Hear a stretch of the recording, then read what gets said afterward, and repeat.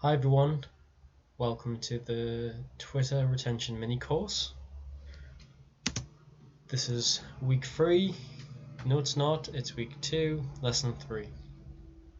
I have to apologize, I'm doing this as fast as possible because I am way behind due to some content and copywriting requests. It's put me a little bit at odds with my typical schedule. So, let's go straight into it. I'm just checking my script is ready. Okay, so today is all about engagement and why it's important for Twitter growth. We'll also look at engagement groups briefly in here. We can discuss that more on the timeline. But let's jump in straight to the action. Okay. You'll probably see it a lot, but engagement is touted as one of the main reasons for growth on Twitter, and I've yet to see anyone really challenge that. Engagement is the best way to get your eyes in front of people, especially when you have a newer account. Now, the reason for that is the Twitter algorithm just doesn't recognize smaller accounts. What it really does is Twitter will look at accounts that are doing well. Sometimes it boosts them if it thinks that more people are going to like that. And if you only have a few followers and your tweets maybe getting 1 or 2 likes, if any, you're not going to show up on anyone else's page. And really, that is the trick to growing on Twitter is to get your account and your tweets seen by people who don't follow you. That's pretty much as simple as you can break it down into. So engagement is very, very important, and that's why you need to engage with other accounts. So this is an example. This is me. This is an analysis of my first. No, wait. This was March. So my second month on Twitter, and I hadn't really found my way around it yet. But I knew that engagement mattered, mainly because I signed up for masterclass and I got Create 24/7. So I had a good idea that I had to engage with other people's accounts. So, I mean, this isn't the greatest example because I was making a joke about drug dealers, and this was in relation to something that J.K. Molina had written. This was my reply though, and I don't really. It's not the content we're worried about. It's this right here. Excuse me. So this is my reply to someone else's post. It was probably something that did extremely well. JK gets a lot of engagement from his tweets. So I don't know why, but I decided this is what I'll reply with. And it got 84 likes. I got retweeted 7 times, which is a bit crazy, and 3 people commented on it. But that's 25,000 impressions. Now, if you look on the right-hand side, this is just a quick screen print of a few of the other posts I made around about the same time. So, for some reason, well, this is a bit useless. Okay, the analytics of the impressions should be here, but I can give a quick overview of what that is, and I'll correct that later. I would say that one of them got, I think, 80 impressions, the other 2 got about 100 or 200 impressions. So if you look at these posts here, they were my original posts. I was getting on average about 150 impressions. That's 150 people saw or had a chance to see these tweets. Compare that with the 25,000, you can see why engagements matter. And I apologize for whatever reason it's cut that off, but I'll correct that later for the final package. But this is why engagement matters. This is why you need to comment on bigger accounts. You are going to get an opportunity to get a lot more people looking at your profile. It's as simple as that. Okay, so there is, you'll notice this as you go through, but there are people who are just not doing it properly, and they'll typically say things like, yeah, great tweet, or 100%, or you're great, or some nonsense like that. Um Giving sort of monosyllabic answers just shows that you have absolutely not thought what you're going to say through, and that you add zero value, absolutely none. So what you always look to do is add value and be authentic. If you see a post from a bigger account and you think, I can add something valuable to this, post it. Don't hesitate, post it. If you would like to, but you're struggling to think of what to say, it's better just to move on, or maybe make a note of it to the side and return later when you can think of something. Don't be tempted to just write anything. It's not a good way to start. You need to get into the practice of good engagement. So one thing you should avoid as well is simply rehashing or rewording the response. So let's say someone wrote, copywriting is the art of persuasion. What you should never do is just go, you can be persuasive with copywriting. It's bullshit. Nobody likes rehashes. It's just exactly the same. You may as well just say 100% or great tweet. It shows you've put absolutely no effort into replying. And what you really need to think of this as is, do something that adds value.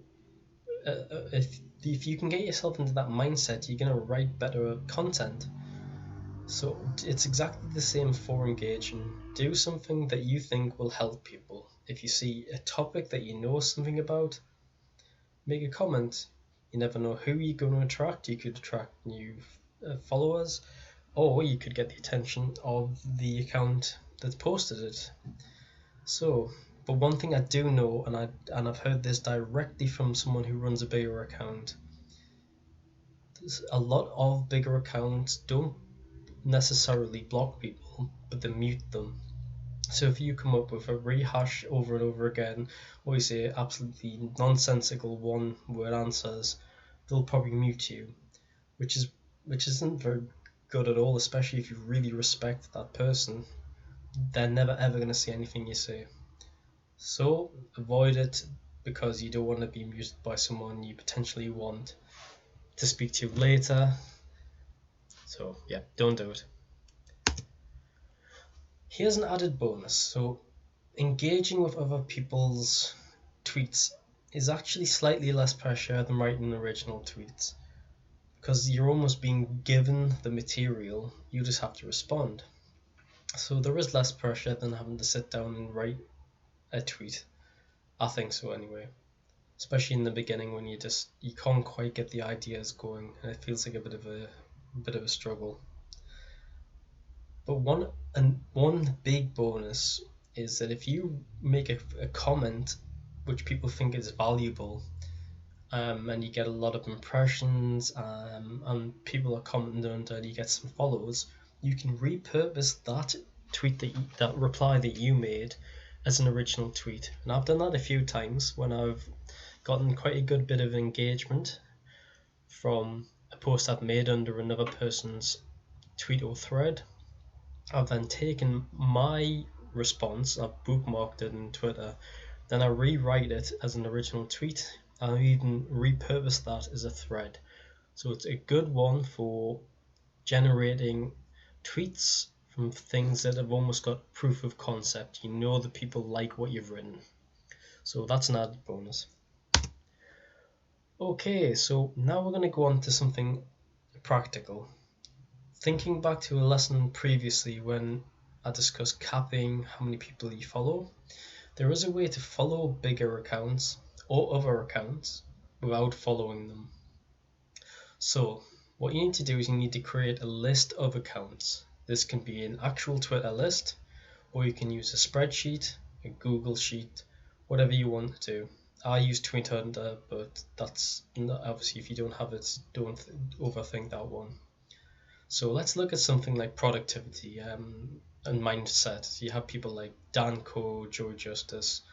So you might want to follow them if you really like their stuff, but if you just want to keep tabs on what they post, you can make a list. Then you can get notifications of when they post. So a Twitter list, that can notify you, as far as I remember. I don't actually use them much. I actually import my Twitter lists into Tweet Hunter, so I can actually go into the list whenever I feel like it, and I can see a list of people who I want to check in, see what they've written.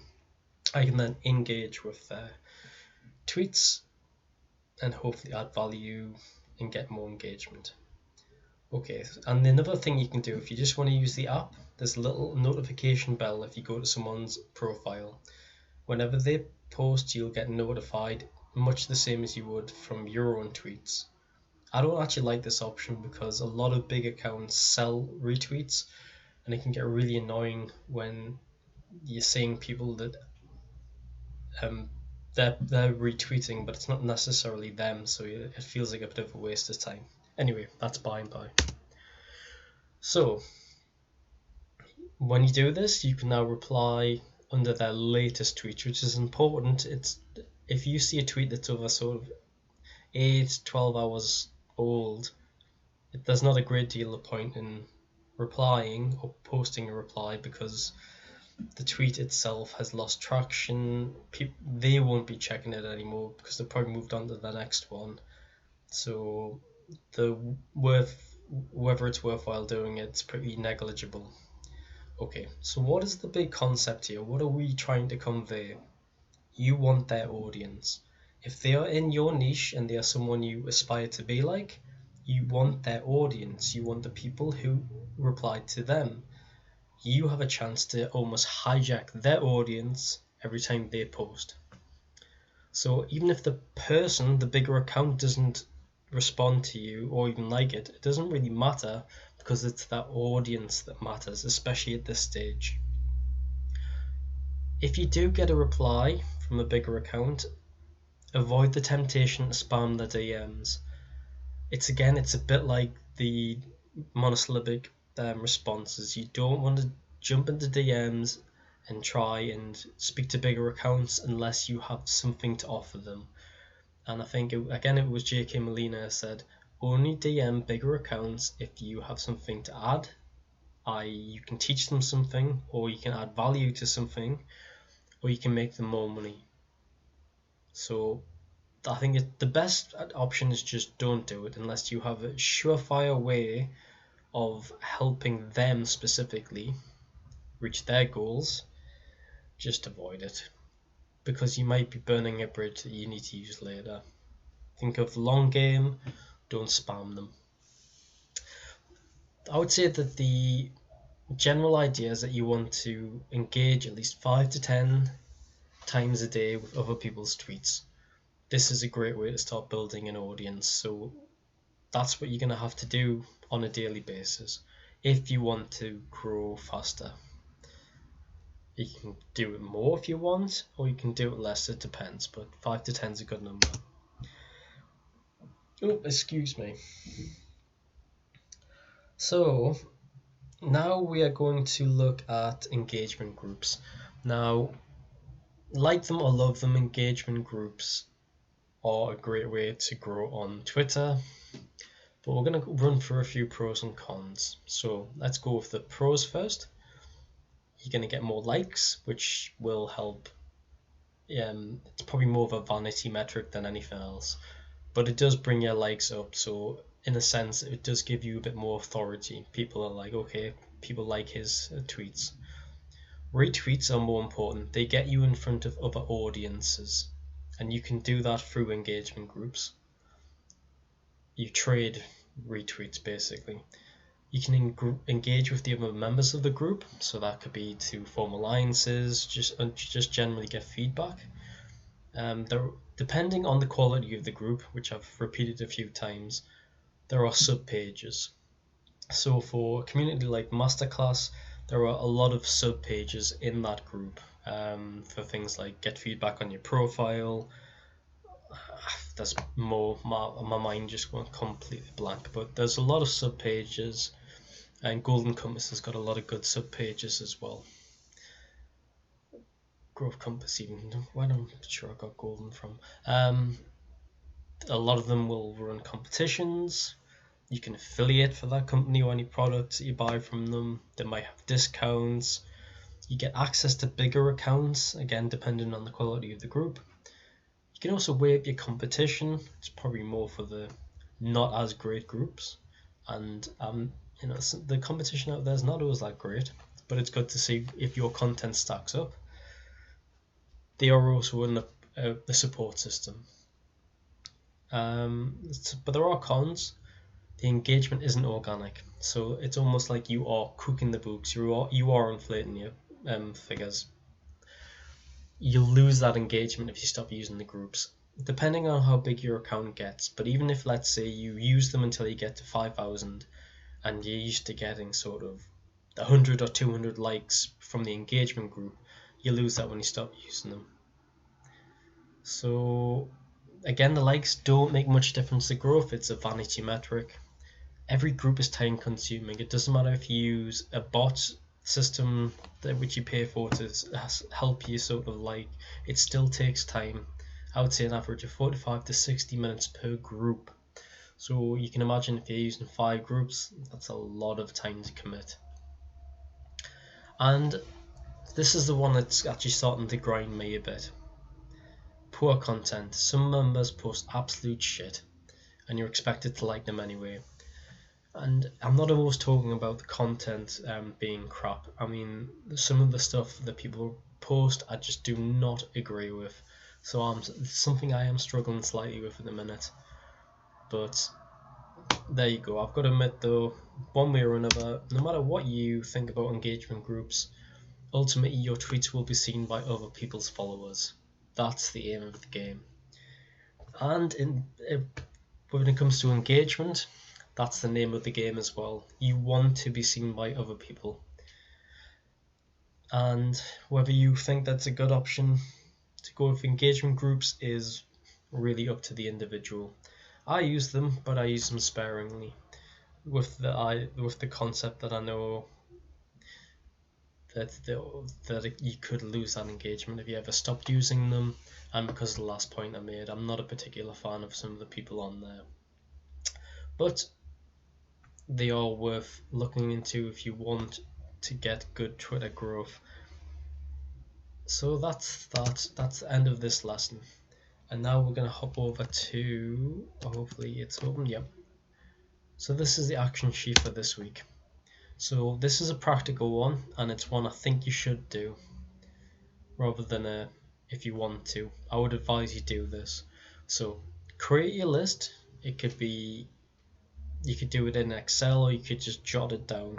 I want you to find 5 to 10 accounts in your niche with a following count of over 50,000. So we're talking about the bigger accounts here. 5 to 10.